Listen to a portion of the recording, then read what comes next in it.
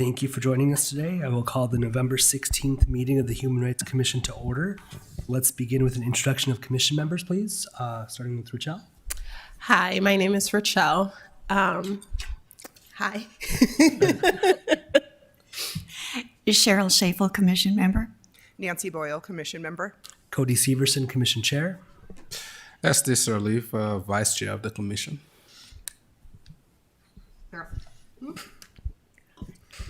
Carolyn B. Kraft, Commissioner. Kristen Nelson, Commission Member. Zoe Apsey, Commission Member. I'm Aaron S. Kari, one of the newest member of the committee. Looking forward to a better working relationship. I'm serving the people of FIGO. Thank you. Thank you, Aaron.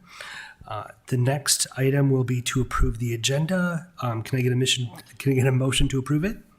So move. Can I get a second? Second. All those in favor say aye.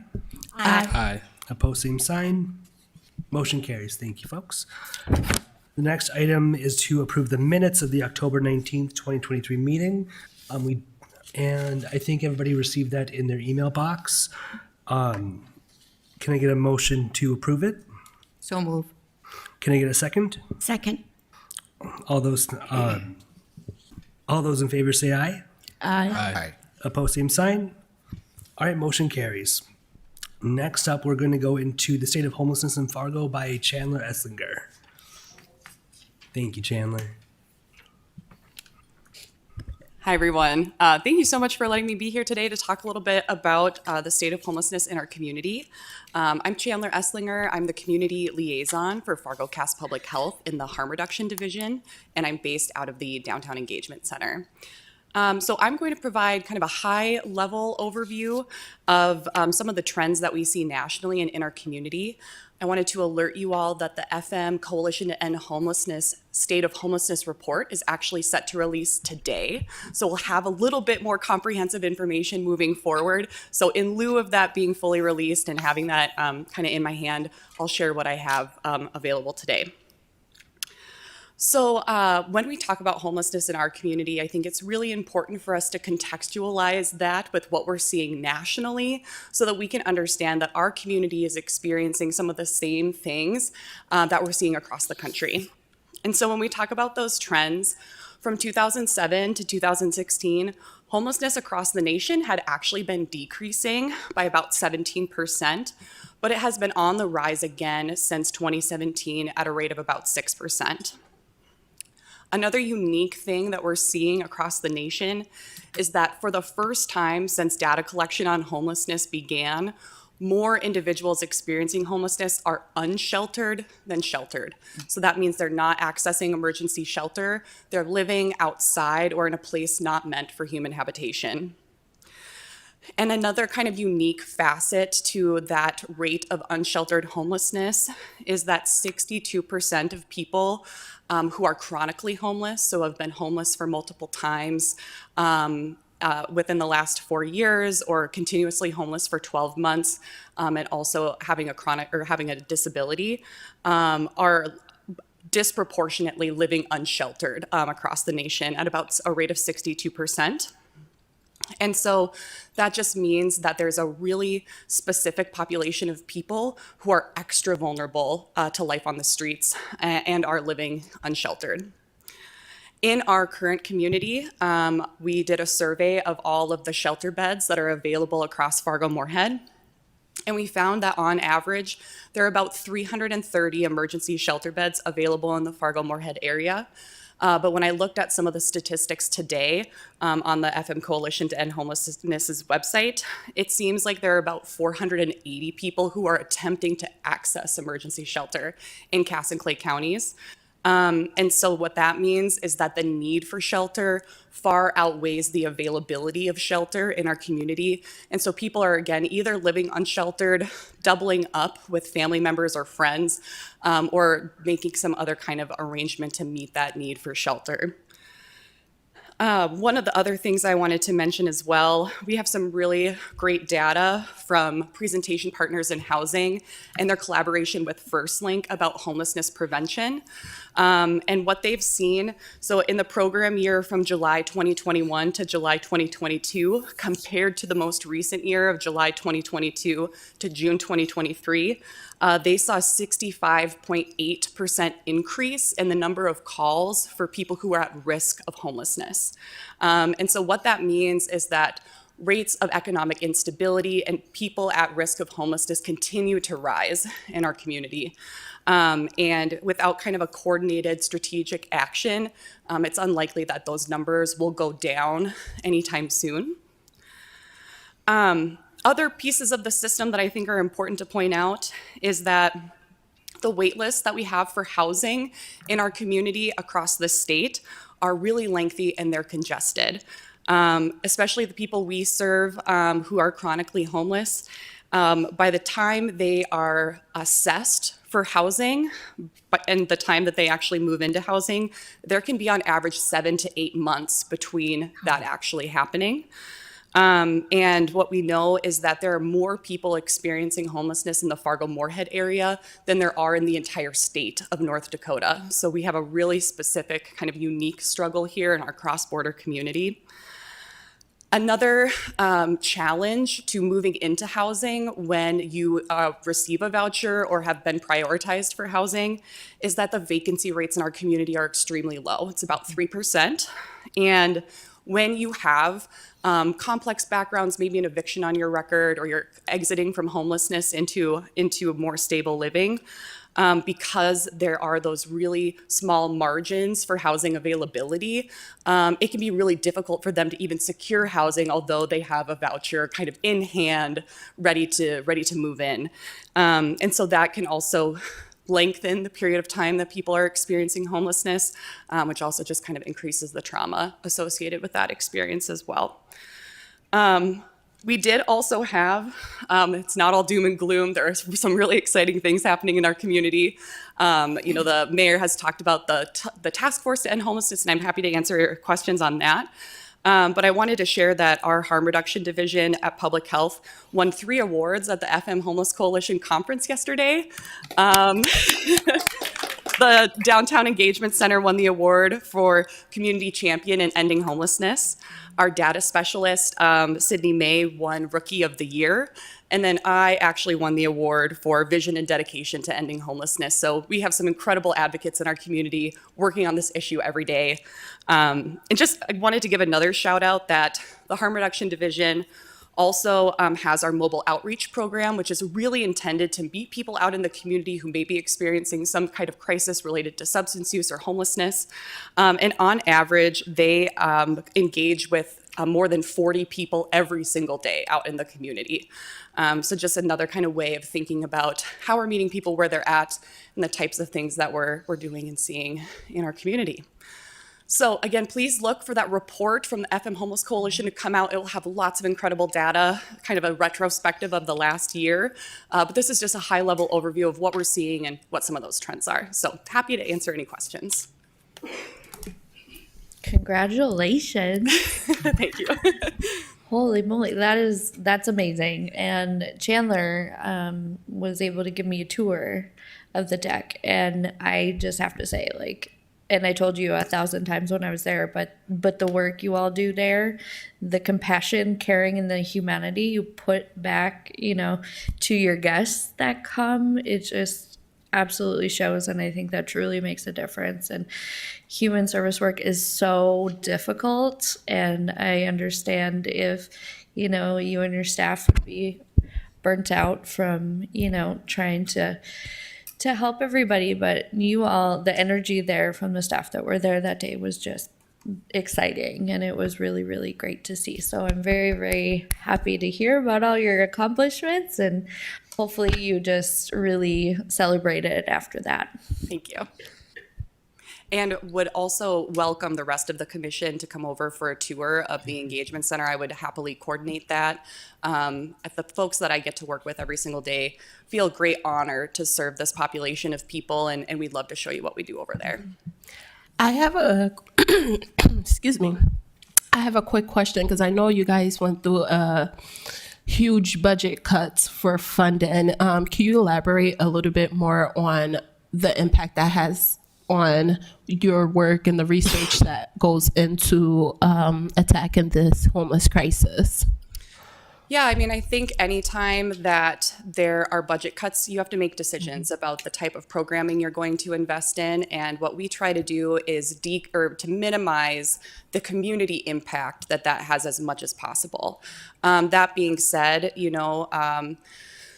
people that work for our departments are really dedicated, and it can be difficult to retain those employees if we're not able to ensure that they're being paid well, maybe due to budget cuts. However, we were just able to reinstate a raise for our harm reduction advocates due to a grant that we received for employment, which was amazing. So we're finding creative ways to kind of meet those budgetary restrictions. And our commitment to the community is really that we're not going anywhere. And so we're going to continue to advocate and do what we need to do, but certainly additional money always helps. Great. I love that answer. I do work with a lot of mutual people that comes to you and then to the Salvation Army. So I love that after they leave us, they're able to go to somewhere that's super warm and able to give them that shelter or just that extra help that they need. So I definitely commend you for the job you guys are doing. Well, we're really grateful for the Salvation Army as well. So thank you. Thank you and congratulations on your award. Thank you. I'm looking at cause and effects. I think everything I heard right now is all about the effects. What do you think are the causes? I mean, the critical homelessness, in the Fargo-Moorhead area, something has to be responsible for that. Have your organization be able to identify causes? I mean, especially the wait list is mind-blowing. Yeah, at the end of the day, the reason why people are homeless is because they don't have a place to live, right? There's lots of individual factors that go into the situation that might cause somebody's homelessness, but we work really hard to ensure that homelessness is rare, brief, and one time. And in order for us to be able to do that, there need to be homes for people to live in. And so when we think about some of the needs for affordable housing in our community and the need for those vouchers and additional supports, it's really about ensuring that we can match an individual with a place to live. So that's kind of the best answer I have, and that's really what we advocate for, is that housing is the solution to homelessness. Yeah, but the way I'm looking at it is like you are purely trying to deal with the symptom. You're not dealing with the cause. I mean, homelessness doesn't just happen. So do you not think it is appropriate to at least establish the cause? Because I don't just want to give people a home. I want to stop homelessness, because what we're doing is just providing homes. Why can't we deal with the cause to be able to prevent homelessness or kind of curtail it, bring that number down? It's by going to the root cause and dealing with some of those things, making recommendations to the city leadership, and we can deal with some of those things instead of just trying to treat the symptom. I think when we consider the root causes of homelessness, you can make a direct link to the level of economic instability that exists in the community. And so when people are unable to sustain everything it takes to be housed and to navigate life, to have a job that pays for all of your bills, that's really what it boils down to. I think that's why we have seen this increase in calls to the homelessness crisis line through First Link, is that people are looking for, opportunities to help pay their rent. And so it really is that economic instability piece. And I think, that's a difficult answer too. We'd have to really get into all of the root causes of poverty and all of those other things that lead to economic instability. So it is complex, but I think when we have the available housing stock in our community to quickly move people out of homelessness, that allows us then to focus more on what prevention looks like. But we kind of have to deal with the current crisis in order to even get to the place where we could focus our efforts on prevention exclusively. I understand that, and I don't want us to sound a little derogatory towards homelessness, to think, oh, maybe it's just poverty, because I know people. Right now, I'm working with families that are nurses, and they have money. They've been in the hotel for over 10 months. and they're paying. So sometimes it's not about money. Sometimes it's landlord's issues. Sometimes it's other things, and these families that I'm working with, I had 2 of them, and their family size, I think, is 6 and 5 and 6. And they have the money to pay, but just minute misunderstanding between them and landlord. It's like there's no law on the books to protect tenants. So if I'm trying to deal with homelessness and I'm just trying to treat the symptom, I need a better approach to that. So I think we can do more than just addressing the symptom. Let's go to the root cause. Let's look at these things that are leading to this acute homelessness in our community, and talk with the city leadership, talk with every other group. All hands have to be on deck so that we can, mitigate this problem. Yeah, I completely agree that there's more that can be done. And I maybe should have been a little bit more specific when I said that the how we solve homelessness is housing. You're exactly right. There are really specific barriers that people face to tenancy. And that can be what keeps somebody in a hotel, because they can pay the daily rate of that hotel, but they can't get a landlord to rent to them, right? Because they have an eviction on their record, or they have poor credit, or some other kind of background issues. And so I think that's something that the city really needs to ask themselves is, what are they going to do, or what is our community going to do to make those barriers to tenancy less, so that people can effectively move into the housing that maybe they can pay for, but especially our most vulnerable community members, the people who can't afford a place to live, they need to be considered in all of this as well. I don't intend to take up all the air in the room, but I have a family that moved from Jamestown to Fargo, and according to their story, they had just got this home, and then they had to move. So they talked to the landlord, hey, we just moved here, but we have to move to Fargo because of what we have to do. And he said, oh, it's okay. And then they left, and then he put something in their record. So now nobody can rent to them in Fargo. They got money, they got everything, they are nurses, and they can't get a home.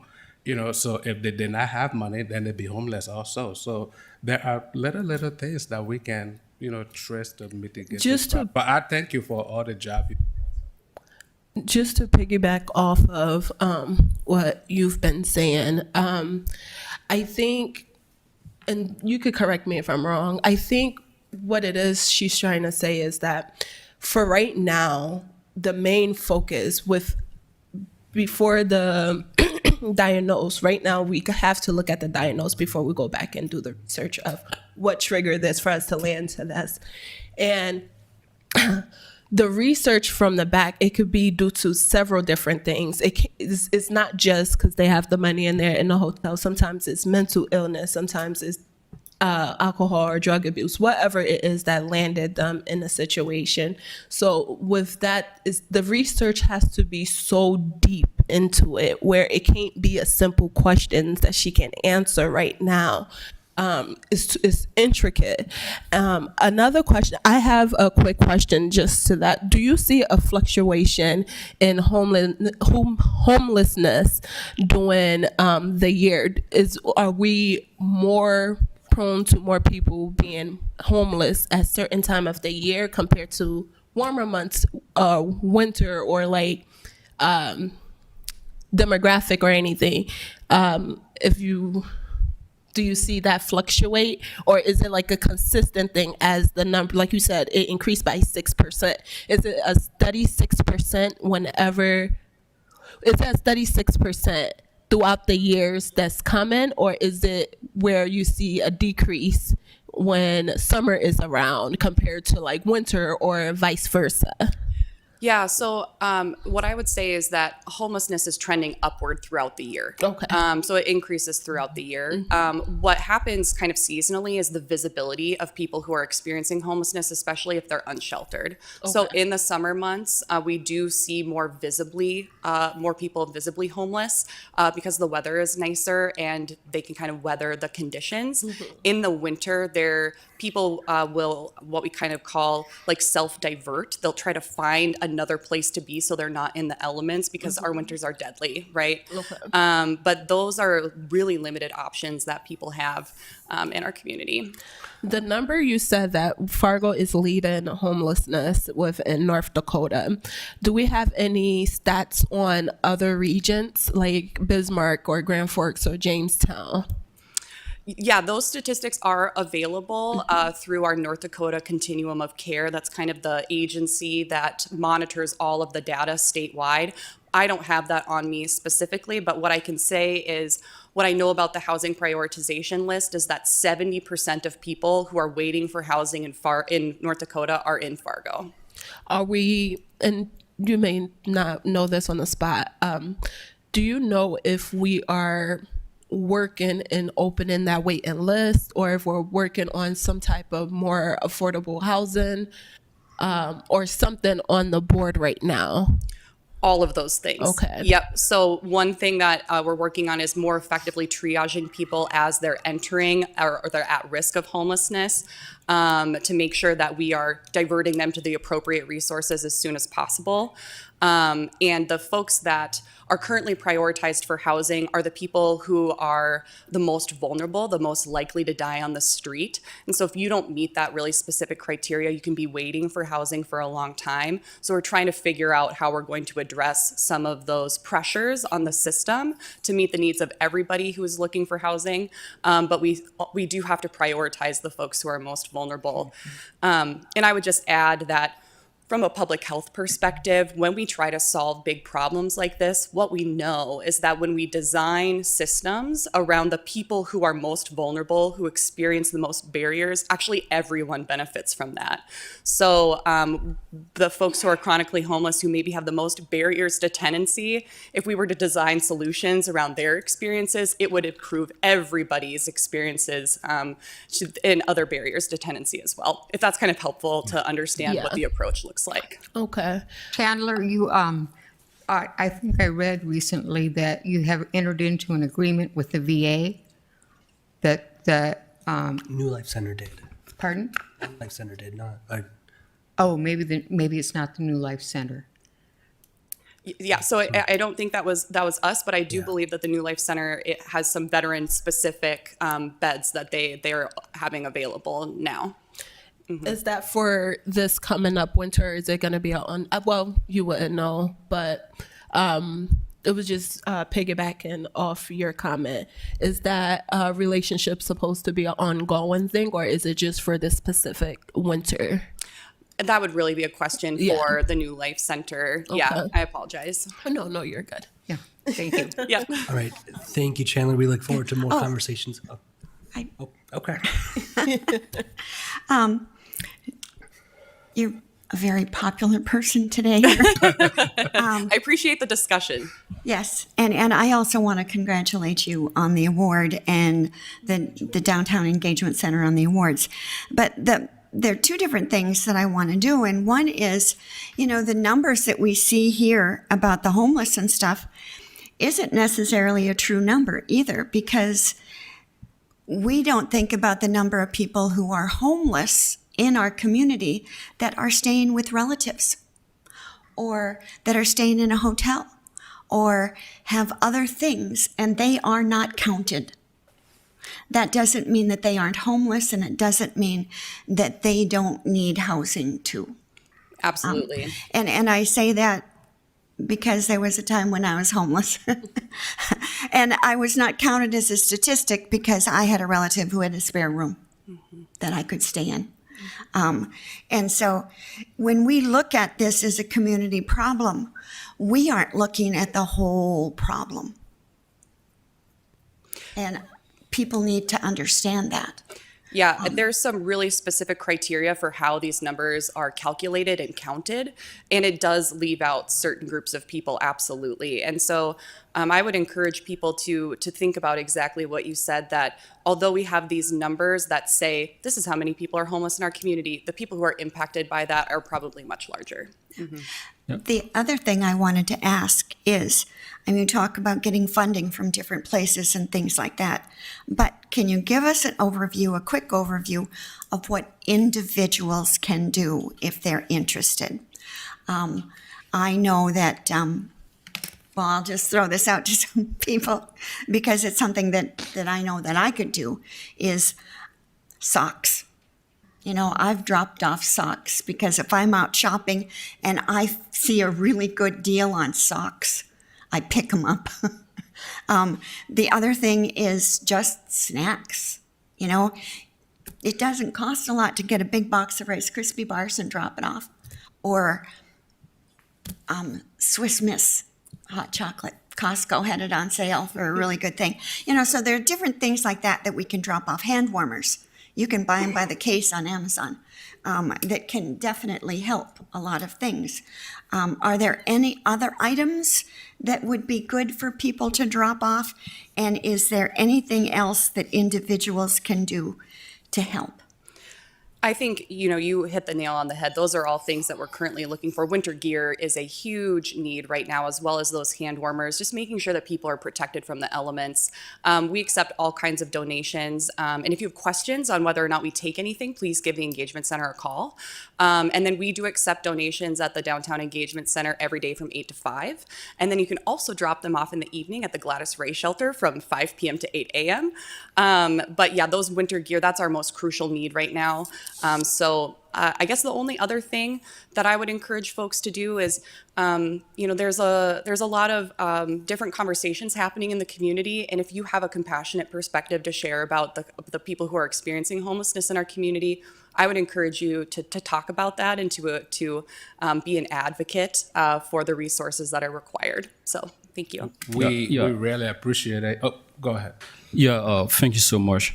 When we are talking about statistics, data integrity is very important. We need to consider that when we are giving our information.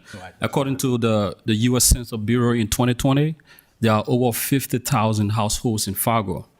And the number you got here is 899. So my question is, what was your population size when your office or you people try collecting that data in terms of the number of homeless people we have in Fargo? What was the population size like?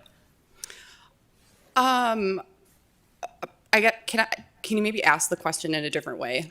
Yeah, so like we have over 50,000 houses according to the U.S. Census Bureau as of 2020 in Fargo. Mm-hmm. And you reported June 2022 to 2023, there's 899 houses, right? Or your households that reported homelessness. My question is, what was the population size in terms of your investigation? How many households did you reach out to? How many individuals did you reach out to get this number? Oh, yes. So this is not a number that we are proactively collecting from identifying households. They're calling into the crisis line and saying, hi, I am at risk of homelessness. And so that is the number of people who have called in to ask for assistance. It's not like a survey of the entire community. Okay, got it. Yeah. Hey, Chandler, we want to appreciate you for coming today. I mean, ever since I've been on the commission, I've never had, a presenter being this popular, as somebody said. So we thank you for all your earnest conversation, your answers. We didn't ask all these questions to put you on the spot. We were just trying to create a dialogue so that you can work with other partners and other people. Thank you for coming. Yeah. Thank you for your time, Chandler. We look forward to further conversations. Thank you. All right. So we'll hop into Jan's topic now from Fargo Public Schools, talking about what youth homelessness looks like.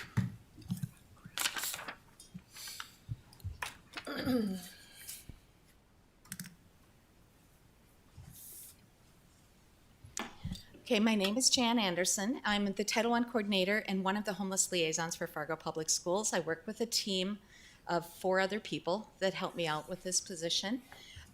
We all wear other hats also in our job with the school district.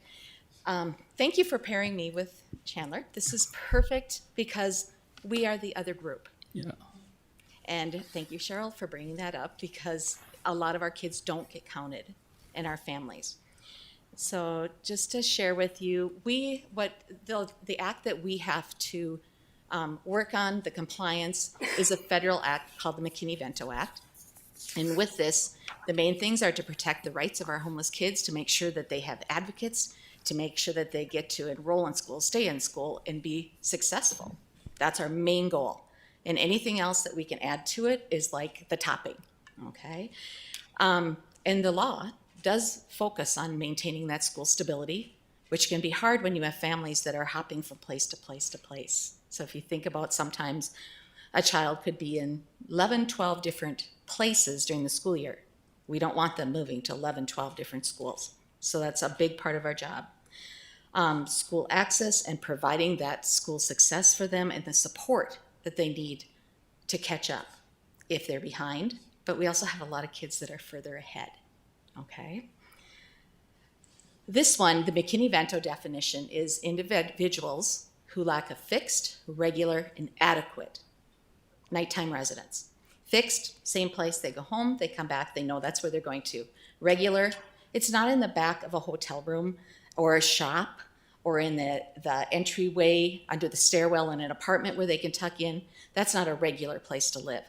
And adequate nighttime residence, meaning does it have water? Does it have electricity? Does it have windows? And, you know, maybe in some climates you can go without the windows and it's okay. Not here in the winter, especially. The adequate can also be, do kids have a bed? Do they have a room to sleep in? I can think of a time when we found a place where a family had been squatting, and it not just went from a one family, all of a sudden there were 3 or 4 families. We realized as we were all working with them, they had 19 people sleeping in a 1-bedroom home. And so that is not adequate for sleeping, all of that. It also includes our children and youth who are unaccompanied and doubled up. The doubled up piece is where Chandler's, that part doesn't count.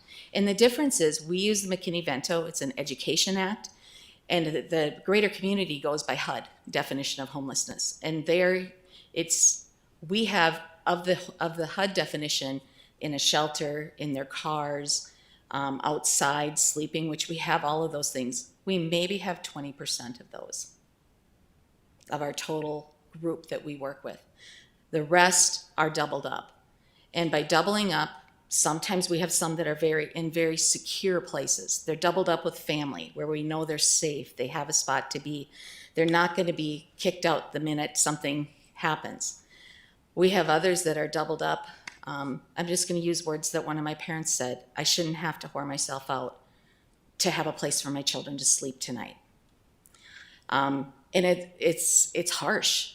And or places where kids are being sexually assaulted, where the adults are being sexually assaulted, where there might be someone who has restraining orders. They're not supposed to be there, but they need a place to go. Okay, so I appreciate the comments and the concern for the families that are doubled up, because sometimes people say, oh, they have somewhere to go. We're diverting them. It's like, yeah, not always safe. The services that we give to our families and our students, and keeping in mind that first and foremost, it's to make them school ready and so that they can be there. We help with registration assistance, and that involves a lot of professional development in our district, because our families will come and say, we don't have an address. They're like, oh, first thing is you have to verify where you live to be in this area. We help get rid of those barriers. With all of our families, we tell them, and the registrars, if they don't have an address, use your school address so that it will go through the system in the computer. You know, not a big deal. We have some because they're coming from West Fargo or Moorhead. And they're like, they're not in our school district. They shouldn't be here. And it's like, yes, they are. They have a right to be here. And you will put them through. And, you know, if you need verification, call me. It's done. So we do that piece with helping them get registered. We help them to stay in their school of origin. That's the first school that they were at, or the last school that they were at, where they were not homeless. And like I said before, sometimes we have families that'll be 10, 12 different places during the school year. We want those kiddos in that same school all year long. And I remember talking to one of my parents at one point, and I said, we want them to stay with their friends that they know, the teachers that they know, the routines, the normal part of their life, so it doesn't touch that part of their life as much. And then you can go as the parent or the guardian and do the adult things during the day and take care of business so that you can get restabilized. We do transportation to and from school, and that could be either The school bus, if they're in the zone area. It could be gas cards for our parents that drive.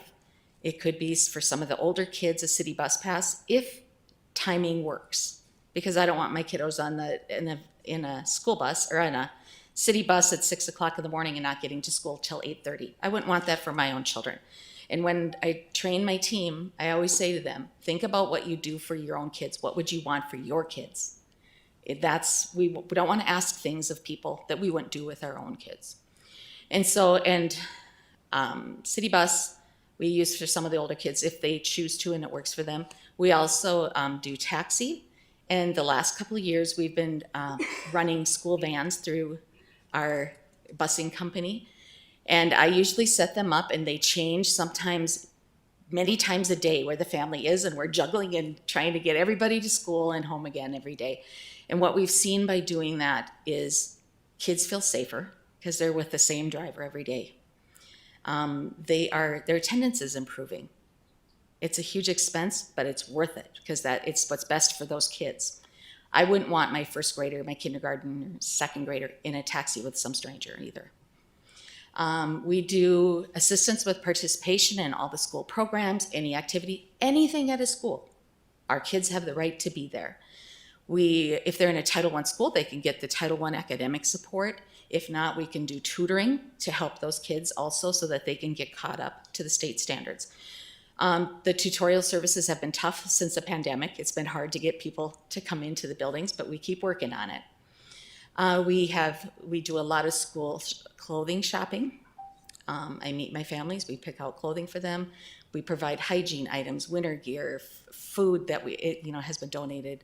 We help them get document ready so that they can move to the next phase of trying to find housing.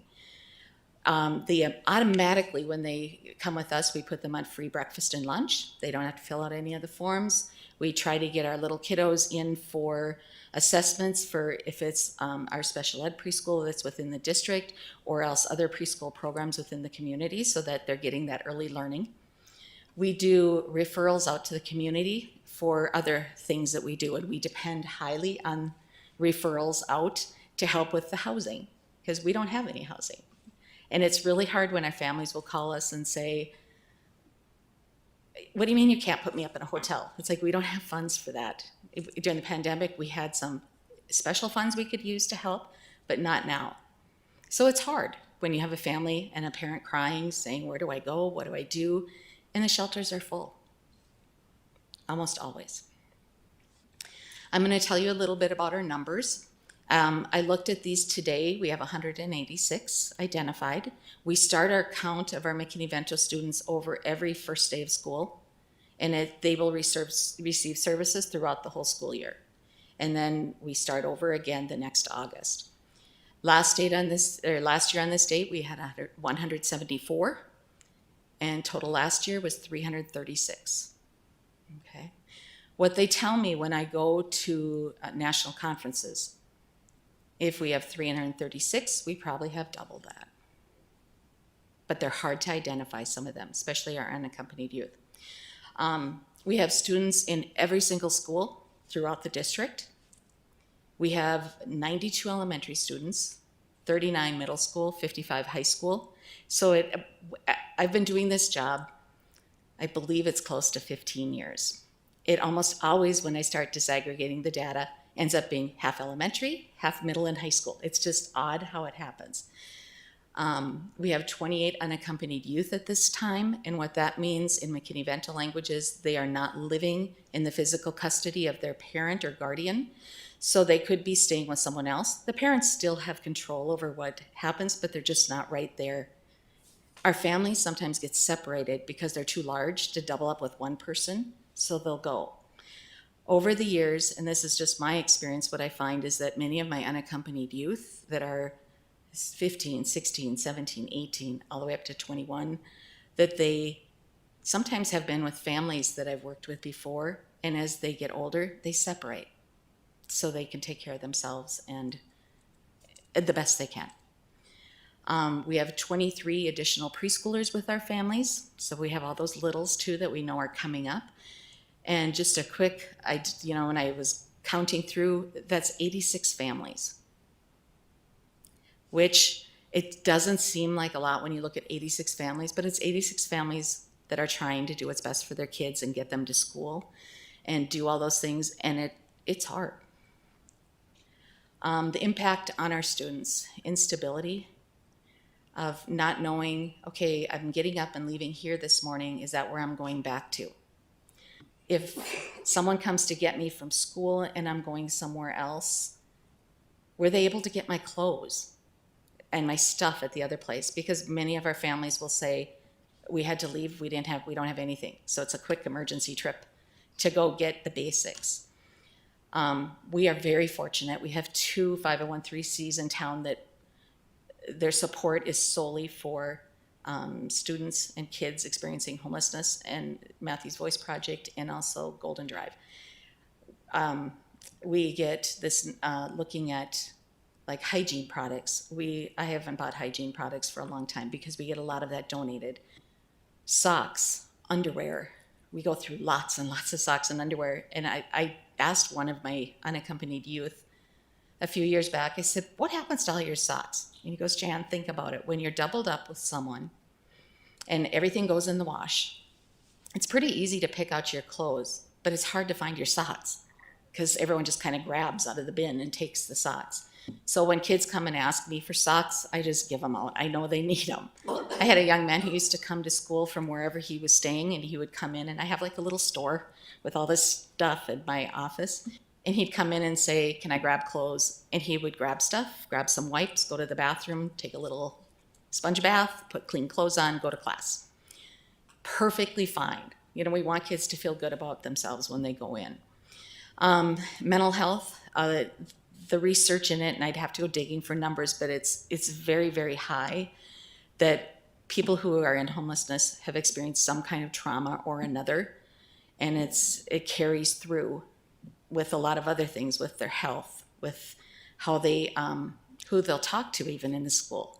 My team, a lot of times we're the people that our families will talk to because they've grown to trust us. We work really hard on building that relationship that we're here to help. A lot of times we have to say to them, it's not against the law to be homeless. We're not taking your kids away. We don't want that. We want to support you so that you can get them to school. The transportation is hard because a lot of our families don't have transportation. So to get to any agency, any appointment, any conference, any of that stuff. So we try to step in to help and break down that barrier for them. And it might be they have one day, but then it got really cold, so it doesn't work the next day. So we're juggling to keep it going. The lack of personal space for our kids, because if they are in a spot with a lot of people staying there, they don't. I had one kiddo say to me, I've never slept in a bed. He was 15. Never slept in a bed. And because he'd always been on a couch or on the floor. Imagine laying out mats or sleeping bags or blankets all over the place. That's what it is. Lack of sleep because the TV's up late. People are, when you think about if you're working and there's income instability, a lot of people are working around the clock shifts. So people are coming in and out of wherever they're staying. So it's not a lot of good sleep for them. Attendance can be poor. We work really hard on getting our kids there every day. And when we start seeing that there's an attendance issue, we look to see the barriers. One of the things that's great with McKinney-Vento is we can step in and say to a school, you cannot dismiss this kid from your school or out of that class. We need to first look to see, is it due to the homelessness? Then you erase all those tardies, all those things. There will be no punitive discipline for those things. Let us look at the barriers, remove each one of them, and if those barriers are removed and the child is still not coming to school, then you can do what you need to do, but we need to make sure that they're not being punished for being homeless. Their basic needs. When we have a family that says, I need food, we believe them. And right now we have a donated pantry that a bunch of stuff came in, so we fill what we can and what we have in the district and we take it out. I was sitting with the mom one day, and there were 3 or 4 of us that were working with her from different agencies as she was squatting in this apartment with her 7 children. She couldn't get her document papers. She was trying to figure out what to do, and we were trying to get her the help. And I don't know what made me say it that day, but I just looked at her and I said, what do you need from me right now? Right now. Because I could tell she was just overwhelmed. She said, I need food. for my kids tonight for supper when they come home from school. And talk about putting you, in the right, you just feel like, oh my gosh, that hurt. And I remember going to the grocery store, picked up tons of groceries. I got there and she said, come at this time. My other kids will be back from school and they'll run it up the 3 flights for you. I'm like, oh, thank you. These kids came in, talk about gracious kids. They came to me and they were so excited because there were jugs of milk and grapes. And one of the older boys said to me, oh, look, it's milk for the babies, meaning the little ones that didn't go to school. And I said, oh, there's enough there for all of you. He's like, no, we drink our milk at school. This is for the babies at home. And you think, oh, why should you even have to choose? So when we talk about basic needs, it's truly basic needs. I have many kids that will come into my office and will say, do you need socks and underwear? And one girl the other day, just about Florida, she said, yeah, because I've been going commando for about 2 months. I have no underwear. And it was the truth. One other quick thing, think about when you buy shoes, how many brand new pairs of shoes you've had. I had a 16-year-old girl in my office one day, and she was doing this in these shoes. I said, what are you doing? She said, I never knew shoes were supposed to be soft, that they should have cushion. I've never had a brand new pair of shoes. Those are the kids that we're working with, and they're great. Our families are great. We have so many that work really hard. They do that short-term homelessness. They're in, they're out. We get them the support they need. But it's to do the things that we need to keep them going, okay? Again, possible solutions, what we look at is for our families, because we have all those other kids that aren't qualifying for the services that go through CARES. They're doubled up. They are paying for their hotel because they're working, so they're not qualifying for any of that. So we need affordable housing. Just something more affordable housing. When we can get our families into the places where they pay 30% of their income, a lot of those we can get in fast because they're hardworking families, many of them working 2 and 3 jobs. We need low barrier landlords because if you've never had a credit card, never had any of those, a lot of times you don't have a credit history, which is, it's better than having bad credit, but who will co-sign? I can't tell you how many times I've been asked, Jan, can you co-sign for me? It's like, I can't do it. I can't. The mental health support, because of the trauma that our families have been in, is a lot. We have our SWIFTs in our school district that work with referring families for mental health support. They're running wild. That's how crazy their caseloads are, okay? And addiction support that's accessible, easy to get to, affordable for very few of our families that we work with, but probably our most chronic homeless, our families that are experiencing homelessness, probably the most chronic, that's probably one of their biggest barriers, is that piece of it. Okay. Just to let you know, the team that I work with, we love our families that we work with. You have to build that relationship. That's a big piece in understanding. I have a lot of poverty training in my background and where I've taught in my background. And I teach my team and I work in the district on, you need to sometimes put apart your values and what you've been raised with and look at things from a different lens. And that's what I ask people to do when they work with my families, because it's, who's to say one way is better or different than another, And I really do appreciate, Cheryl, you bring that up about all the other people that don't qualify for those pieces. Like I said, I've been doing this job for almost 15 years. And when we go to, I just got back from the National Association for the Education of Homeless Children and Youth National Conference. I got back late Tuesday night.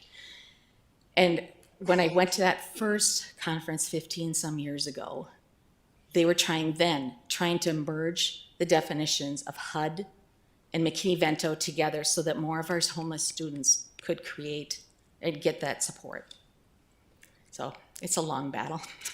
Any questions? Excuse me. Well, thank you guys so much for all the research and help that you give to our youth in the community. That's so beautiful. One of the questions I do have is, after they graduate 12th grade year, how many transition into homelessness in the adult category? I would say most of them are doubled up, our unaccompanied youth. I'm thinking of the ones that stay in contact with me. They have homes, but they've moved on. We have some that we help move on to a college. We do a lot of that with anyone who wants to go with that transition. One of the youth that I worked with said to me, "This is my first home I've ever had of my own," when he moved into his dorm. And so a lot of them, I think they're in and out of staying with people until they can get on their feet. What it usually takes is having a really strong mentor, working with them and showing them, you can do this. So I don't have the exact statistic. I need to go back in. Okay. And is there a difference in the academic performance of students who have fixed place to stay, and also those who have inadequate or nowhere to stay? Kids who are experiencing homelessness, when you go into like the dashboard at the state, are a lot lower performing academically. But I always have to say, there are the exceptions. I had a young lady graduate a year early from Dakota and went on to medical school. So there are the exceptions. It usually isn't because they don't have the academic ability. It's because they're moving around so much that they start losing their credit accrual. And it starts in kindergarten and first grade when they start missing. But it may not be to anything of them. It's that they're moving around. And so we work really hard on helping our kids and the counselors and they're great at doing it, looking at if they're only here a quarter of a semester, give them that quarter credit so that we start bouncing them together, and can get the credits for them so they can graduate. Well, I want to appreciate you for your presentation. I'm a firm believer for children, the well-being of children. And I'd enjoy the fact that at the end of your presentation, you had to give recommendations, because I always look forward to recommendations. After addressing barriers, what are you recommending? And so to come about recommendation that entails affordable housing and low barrier landlords. One of the things I already took from there is the low barrier landlords, which I feel is directly proportional to people with past criminal background or history. And these people have children, and their children experience what they are going through with housing. And to recommend that, I think it was a plus. Thank you. Thank you. It's sad because the children are suffering because of a mistake that an adult has made. And it could have been 10, 15 years ago, and they're still suffering because of that. I know you said that you work with kiddos until 12th grade years. You mentioned 1 or 2 into college. How often, or what is the track record when they do exceed to the next education level? Do you guys still provide any type of service, or is it more of like just that cutoff because they're in a dormitory and all of that? No, I remember a long time ago asking my supervisor, I said, when these kiddos leave, how much am I allowed to keep helping them? And they said, Jan, if they trust you and see you as a resource, work with them. So if kids will call me, or the team now that I work with, because I've become more the hub, it started out that I was the homeless liaison. No way. It was unbelievable. And so with a team, it's like they'll call back their workers and talk with them and get help. But what we do is when kids fill out the FAFSA for college, there's a spot in there that says, have you ever been homeless or a foster care child? And if they say homeless, I have a letter that I send out to the colleges that verifies that. And then it helps to get them into the avenues of where there's support within the college now. And more colleges are getting that support for kids because they're realizing it's a whole different population. You can't shut down your campus when kids have nowhere to go. So they start to work with them and help them there too. Thank you for that. And one of the profound honors that I do have is working with kids a few years ago. And one takeaway that I have is kids have to trust you in order to open up to you. That's for sure. How do you, in terms of like referring to like attendance and stuff like that, but how do you identify this situation and being able to come to the conclusion that yes, okay, this kid has some issues that we got to look into? Sometimes it's a shift, a change in something that's been the norm for that child that we'll look at what's going on. With attendance, I start pulling up records all the time. I look at the kids that we're transporting, because if we're paying for transportation, we got to make sure that they're there too.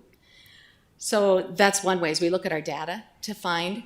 A lot of our kids, when you talk about it's a trust issue, it's very much that. I had a student, my very first unaccompanied youth that was experiencing homelessness that I ever worked with.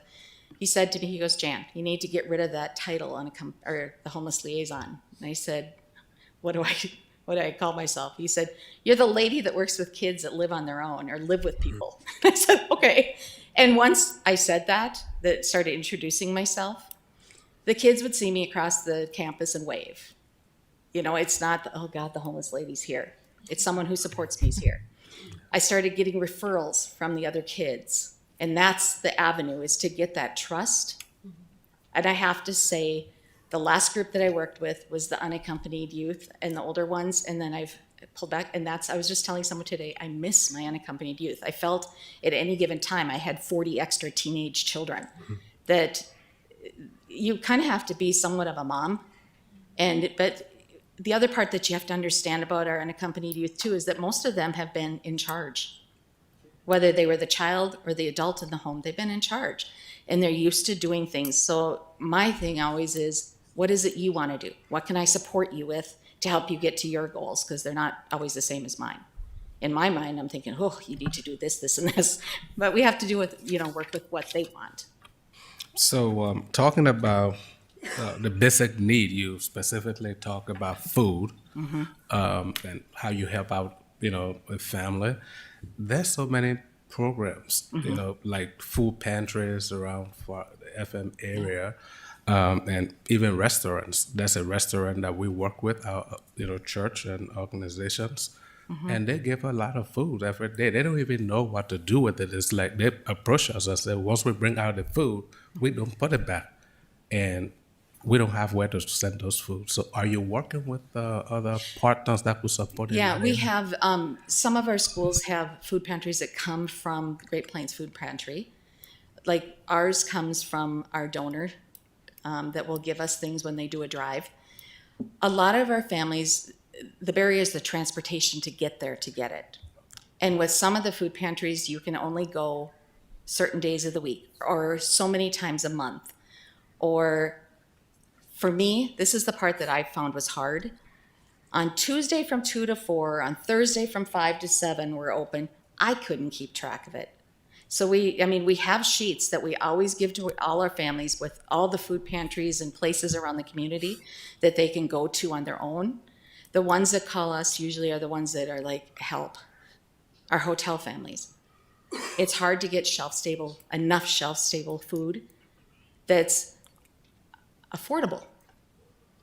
We also have a freezer that was donated to us, and we have different organizations, and we also have a classroom of our INVEST students, love them dearly, that part of their schooling is learning how to cook and do things.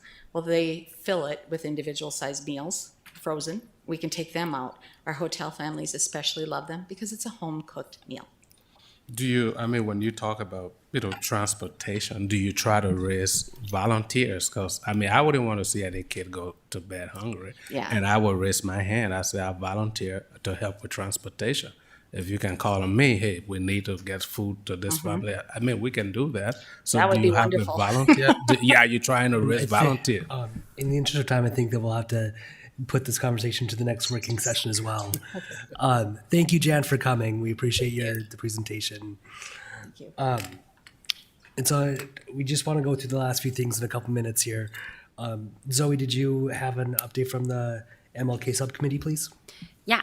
I'll be quick. So we met yesterday and we talked about the nomination press release is out or will be, it's out. So make sure you share it with your network. They're due on December 18th. They are in 3 different categories: organization, youth, and adult.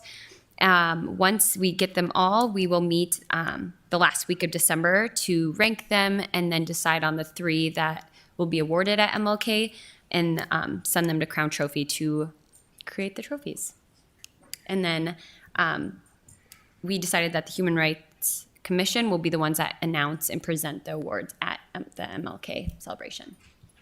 Perfect. Okay. Thank you. All right. Did we have any staff updates? No?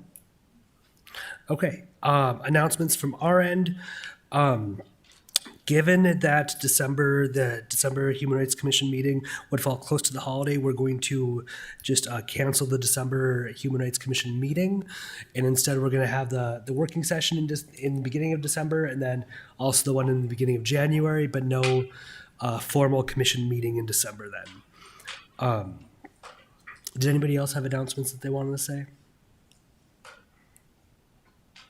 No. Okay. We will wrap it up into public comment then. Those who wish to address the Human Rights Commission must use a sign-in sheet. Speakers must state their name and it will be limited to 2 minutes. Comments should not contain profanity or personal attacks. Do we have anybody signed up? No. Okay. Anybody in the audience want to give public comment? No? Okay. Do we have any other business? Seeing none, this meeting of the Human Rights Commission stands adjourned. Our next meeting will be January 18th, 2024 at noon. Thank you.